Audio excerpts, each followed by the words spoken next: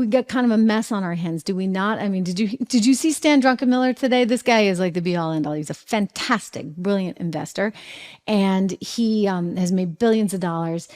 And he gets it. He goes on with Joe Kernan there on CNBC, whom I like. I used to work at CNBC. And Joe's like the only conservative on there. And he's talking to Stan. And listen to what Stan says. Watch this whole clip because it's important for you to hear. He's talking about Bidenomics. And he has no use for it. Like he's given Bidenomics a big, giant F for failure. And here's why. Watch.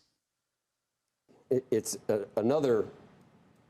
I think, issue of being, things are going well, and then we totally overspent in terms of fiscally as well in Bidenomics. Bidenomics, if I was a professor, I'd give them an F. Basically, they misdiagnosed COVID and thought we were going into a depression. The Fed did too. I worried about it too in early days. The Fed eventually pivoted, better late than never.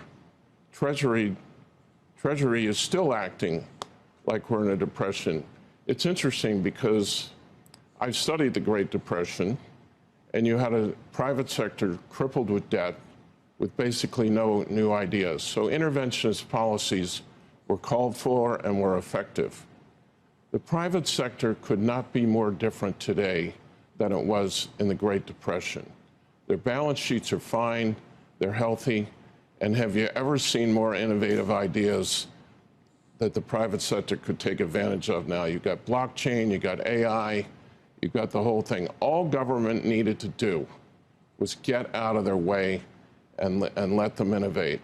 Instead, they've spent and spent and spent, and my new fear now is that spending and the resulting interest rates on the debt that's been created are going to crowd out some of the innovation that otherwise would have taken place. We've got a 7% budget deficit at full employment. It's unheard of. And this is when you've got grid spending, you have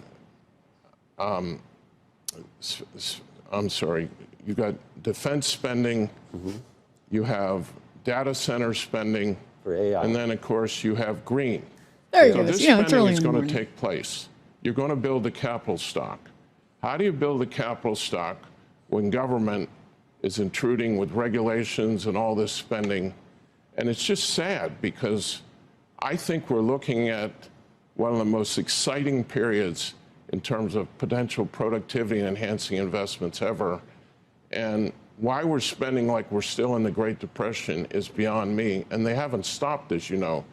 They're trying to circumvent the Supreme Court to give money to kids who had the opportunity to go to college, who haven't repaid their loans. You know, Harlem Children's Zone, our motto was always, get them into college so they have a shot.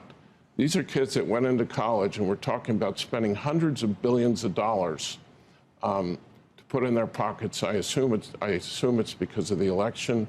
They're now floating ideas for Fannie and Freddie to change the rules so you can refinance. You can take out a second lien mortgage, and you get to keep the rate on the first mortgage at whatever you did during COVID. There's one spending program or another. We don't need spending right now. We just need the government to get out of the way and let the private sector do its thing. Thank you, Stan. In other words, let the private sector do what it can do. Get the public sector out of there because the public sector has no clue. I mean, they overprinted for so long. They increased the money supply like you wouldn't believe. And then they're like, wait a second, why do we have inflation? Duh. I mean, you heard RFK the other day saying that basically the Fed is criminal because they're taking your money and they're basically making it worth less every single day. Why? Oh, because they have to keep feeding this spigot, right? We got to grow enough in order to pay the interest off and the debt. I mean, if they even understand that, because clearly they don't understand anything.